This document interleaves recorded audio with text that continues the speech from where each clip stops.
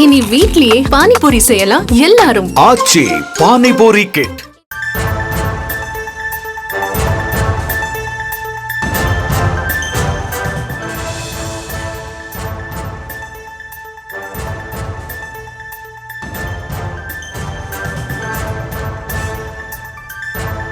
அண்மை செய்திகளை பார்த்து வருகிறோம். இரட்டை இலை விவகாரம் தொடர்பாக இந்திய தலைமை தேர்தல் ஆணையத்தில் விசாரணையானது துவங்கியிருக்கிறது. ஆணையத்தில் நேரில் ஆஜராக இபிஎஸ், ஓபிஎஸ் உள்ளிட்டோருக்கு ஏற்கனவே சம்மன் அனுப்பப்பட்டிருந்த நிலையில் விசாரணையானது துவக்கப்பட்டிருக்கிறது. அண்மை செய்திகளாக பார்த்து வருகிறோம். இரட்டை இலை விவகாரம் தொடர்பாக இந்திய தலைமை தேர்தல் ஆணையத்தில் விசாரணையானது தொடங்கியிருக்கிறது. ஆணையத்தில் நேரில் ஆஜராக இபிஎஸ், ஓபிஎஸ் உள்ளிட்டோருக்கு ஏற்கனவே சம்மன் அனுப்பப்பட்டிருந்த நிலையில் தற்போது விசாரணையானது துவங்கியிருக்கிறது.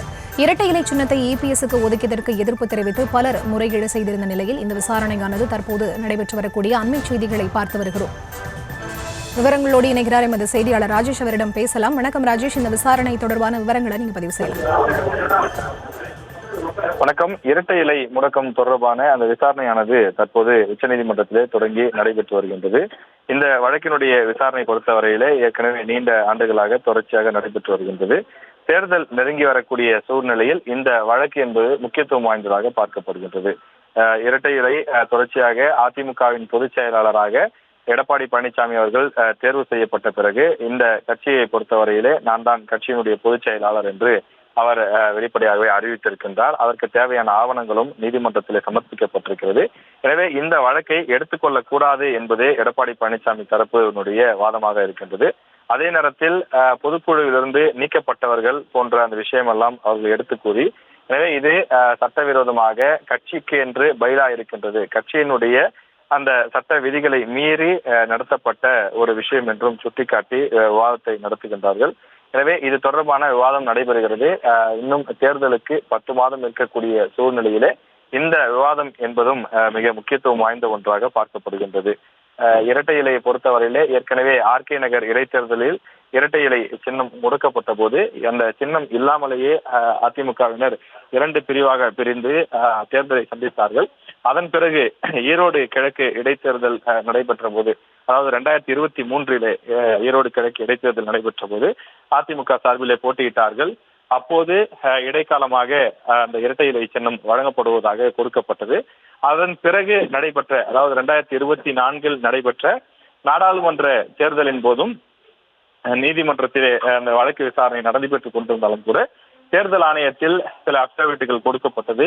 அந்த அடிப்படையிலே இரட்டை இலை சின்னம் ஒதுக்கப்பட்டது. எடப்பாடி பழனிசாமி அவர்கள் அதிமுகவினுடைய அந்த நாடாளுமன்ற உறுப்பினர்களை, அந்த வேட்பாளர்களை அறிமுகம் செய்து அந்த சின்னத்திலே தான் போட்டியிட்டார்கள். ஆனாலும் அந்த வழக்கு விசாரணை என்பது இன்னும் முடிவுக்கு வரவில்லை. தொடர்ச்சியாக சில தீர்ப்புகள் சொல்லப்பட்டிருந்தாலும் கூட தொடர்ந்து எதிர்த்தரப்பிலே மேல்முறையீடுகள் செய்து கொண்டிருக்கிறார்கள். எனவே அந்த அடிப்படையிலே இன்று மீண்டும் இந்த வழக்கினுடைய அந்த விசாரணை என்பது ஆஜராகி அவர்கள் விளக்கம் கொடுத்து வருகிறார்கள். இந்த வழக்கினுடைய சாராம்சம் என்று நாம் பார்க்கும்போது, அதிமுகவின் அந்த இரட்டை இலை சின்னம் யாருக்கு சொந்தம் என்பது தொடர்பாக இந்திய தேர்தல் ஆணையத்தினுடைய அந்த இறுதி விசாரணையாக இது நடைபெறுகின்றது. தேர்தல் ஆணையத்தினுடைய இந்த விசாரணையிலே அதிமுக பொதுச் செயலாளர் எடப்பாடி பழனிசாமி, அதே போல அதிமுகவிலிருந்து நீக்கப்பட்ட முன்னாள் முதலமைச்சர் ஓ பன்னீர்செல்வம் உள்ளிட்டோர் தரப்பிலே வழக்கறிஞர்கள் ஆஜராகி தற்போது வாதாடி வருகின்றார்கள். அதிமுகவினுடைய சட்ட விதிகளை திருத்தி எடப்பாடி பழனிசாமி பொதுச் செயலாளராக தேர்வு செய்யப்பட்டது செல்லாது என்பதுதான் ஓபிஎஸ் தரப்பு, அவரது தரப்பிலே ஆஜராகி இருக்கக்கூடிய வழக்கறிஞர்கள் சொல்லக்கூடிய காரணமாக இருக்கின்றது. அது மட்டும் இல்லாமல் இது தொடர்பாக ஏற்கனவே தொடரப்பட்ட பல வழக்குகள் தள்ளுபடியாகி இருக்கக்கூடிய நிலையில் சிவில் நீதிமன்றத்தில் மட்டும் இந்த வழக்கு இன்னும் நிலுவையில் இருப்பதும் குறிப்பிடத்தக்க விஷயமாக பார்க்கப்படுகின்றது.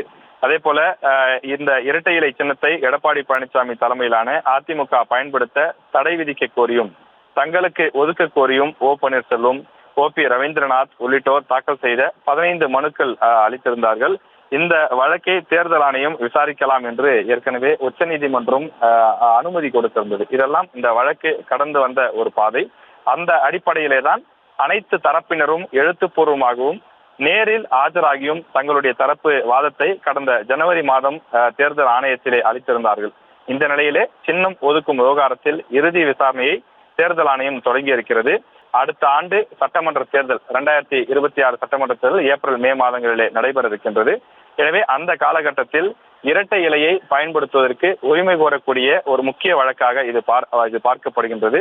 இந்த விவகாரத்தில் இபிஎஸ், ஓபிஎஸ் மற்றும் இந்த வழக்கை தொடுத்திருக்கக்கூடிய, இந்த வழக்குக்கு தொடர்பு இருக்கக்கூடிய 6 பேரிடமிருந்து கருத்துக்களை கேட்க முடிவு செய்யப்பட்டிருந்தது. இது தொடர்பான அந்த வழக்கு விசாரணை இந்திய தேர்தல் ஆணையம் சம்பந்தப்பட்ட அனைவருக்கும் விரைவில் அந்த அழைப்பாணை அனுப்புவதற்கும் திட்டம் ஏற்கனவே இருப்பதாக தெரிவிக்கப்பட்டிருந்தது. இந்த நிலையிலேதான் தற்போது இந்த வழக்கினுடைய விசாரணை தொடங்கி நடைபெற்று வருகிறது. விரைவில் அந்த இறுதி தீர்ப்பும் வழங்கப்பட இருக்கிறது.